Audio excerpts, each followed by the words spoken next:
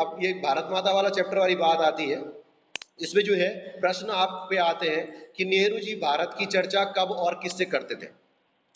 इतना तो आप लोगों को समझ में आ गया होगा कि नेहरू जी जब देश के अलग अलग हिस्सों में जो है कई जब सभाओं को करने के लिए जाकर जो है अपने जो श्रोता होते थे, जो वहाँ पे आते थे, लोग आते थे, उनको उनसे पूछते थे, खासकर उन किसानों से करते थे कि जिनका दृष्टिकोण सीमित होता था। मतलब उन्हें हिंदुस्तान के बारे में ज़्यादा ज्ञान नहीं था, वो खाली ये समझते थे कि जो हमारा इलाका है, जो हमारे खेत खलिहान है, वही हमारा जो है वही भारत माता है। लेकिन तब नेहरू जी जो है उनको समझाते थे, यानी कि नेहरू जी जब जब जो है कहीं पे सभाएं करने जाते थे तो सबसे पहले लोगों से जो है भारत माता की चर्चा किया करते थे। ठीक, और खासकर गांव के किसानों से, क्योंकि उनका जो दृष्टिकोण होता है वो शहर के लोगों की तुलना में थोड़ा सा सीमित होता है। शहर के लोग थोड़ा सा चालाक तेज होते हैं, पढ़े लिखे होते हैं, जबकि गांव में लोग अत्यंत साधारण और बिल्कुल साफ मन के निवास करते हैं, साफ मन के लोग निवास करते हैं। ठीक, फिर दूसरा है कि नेहरू जी जो है भारत के सभी किसानों से कौन सा प्रश्न पूछते थे। नेहरू जी भारत के जो किसान थे गांव के, अभी पहले ही बात करी हमने कि नेहरू जी जो है भारत के किसानों से क्या बात करते थे। तो नेहरू जी ये प्रश्न करते थे कि भारत में एक माता की जय के नारे से उनका क्या मतलब है। कि जैसे नेहरू जी जाते थे तो लोग भारत माता की जय करते थे वो लोग, तो नेहरू जी उनसे यही पूछते थे बार बार कि वो कौन सी चीज है भारत माता की जय, उनका क्या मतलब है इन चीज से, और वो कौन सी भारत माता है जिसकी वे जय चाहते हैं। ठीक है ना, मतलब उनसे ये पूछते थे आप भारत माता की जय तो बोल रहे हैं, लेकिन आप बताएं कि वो भारत माता वास्तव में है क्या। ठीक है बेटा, तो इसी तरह से भारत माता की जय बोला नहीं कि किसान कोई कोई बोल पड़ता था कि हमारे खेत ही भारत माता है, तो तब नेहरू जी उनको समझा देते कि भारत माता क्या है, ये तुम्हारा गांव ही नहीं बल्कि पूरा हिंदुस्तान भारत माता है। आप लोग भारत के निवासी हैं, यहाँ के जो वासिंदे हैं वो भारत माता है। यहाँ की जो नदियां हैं, यहाँ के पेड़ पौधे, यहाँ का सब कुछ जो इस देश का है वो भारत माता है। यानी कि आप जब भारत माता की जय बोलते हैं तो उसमें आपकी भी जय होती है, क्योंकि आप भी भारत माता के अंश हैं। ठीक है बेटा, अब नेहरू जी थर्ड क्वेश्चन आता है कि दुनिया के बारे में किसानों को बताना नेहरू जी के लिए आसान क्यों था। ठीक है, इसलिए था क्योंकि देश के प्रत्येक भाग में जो है जब नेहरू जी जाते तो उनको वहां पे जो है ऐसे लोग भी मिलते थे जिन्होंने बहुत जगह की यात्राएं की हुई थी।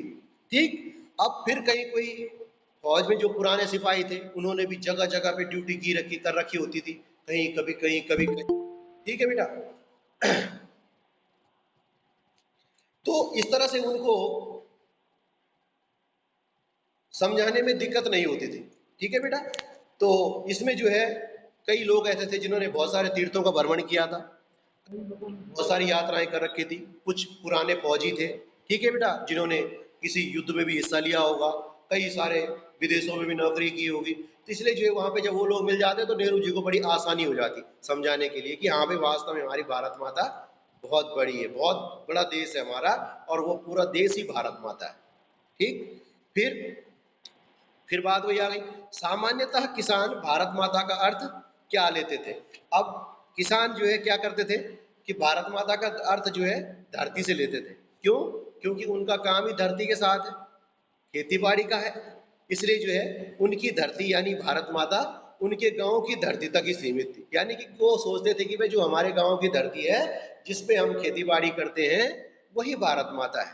ठीक, क्योंकि उनको ये लगता था कि हाँ यार हमारी भारत माता सब कुछ हमारा यही है, उनका काम ही खेती बाड़ी करना था।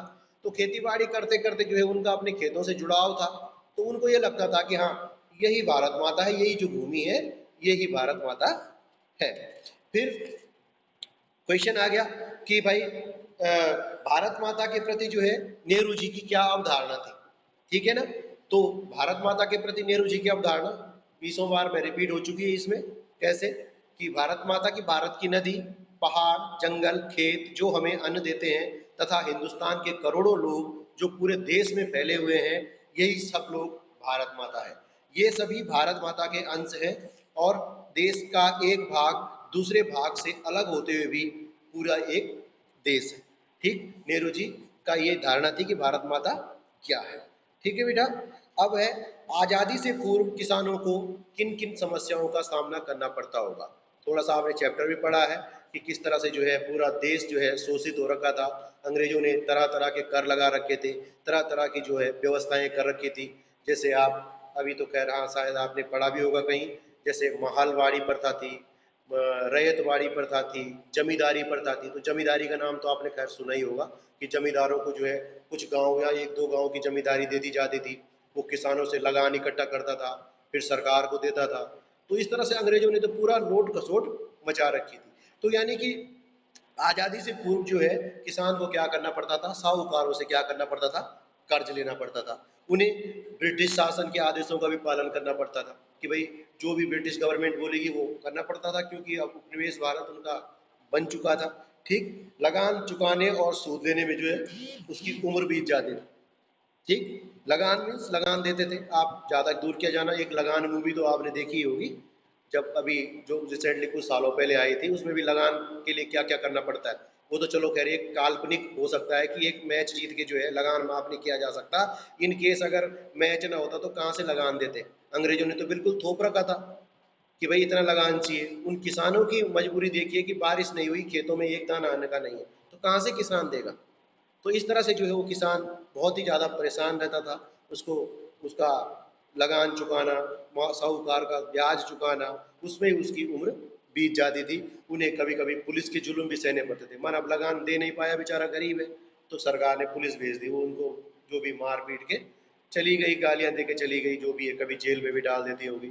तो इस तरह से कई सारी समस्याओं का सामना करना पड़ता था। किसान जो है गरीबी और पूंजीपति, यानी वही ना जमींदार वाले जो थोड़े बहुत बड़े लोग थे, उनके चंगुल में फंसे हुए थे। ठीक, बड़े लोग कौन थे जिन्होंने अंग्रेजों की खूब चमचागिरी की होगी।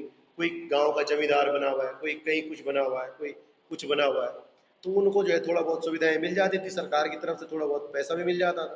तो इसलिए वो लोग थोड़े से संपन्न थे, तो उन्होंने जो है किसानों को उधार भी दिया होगा, कर्जा भी दिया होगा।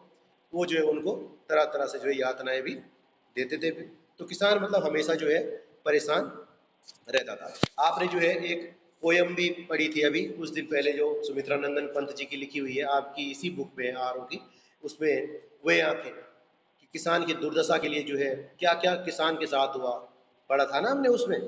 जो वे आंखें नामक कविता हमने पढ़ी थी, किसकी थी वो, सुमित्रा नंदन पंत में लिखा हुआ था ना कि किसान का कभी भरा पूरा परिवार होता था, लेकिन सब कुछ छीन लिया जमींदारों ने, सब कुछ महाजनों ने जो है सूद के लिए जो है उसका सब कुछ छीन लिया गया उससे, सारे खेत उजड़ गए उसके। बिना, एक दिन इतना गरीब हो गया कि अपनी पत्नी के लिए दवाई भी नहीं ला सका। तो कहने का मतलब ये है बेटा कि किसान जो है बहुत कभी संपन्न हुआ करता था, लेकिन धीरे धीरे उसकी स्थिति क्या हो गई, वो साहूकारों और महाजनों के चुंगल में ऐसा फंसा कि जीवन भर निकल ही नहीं आया।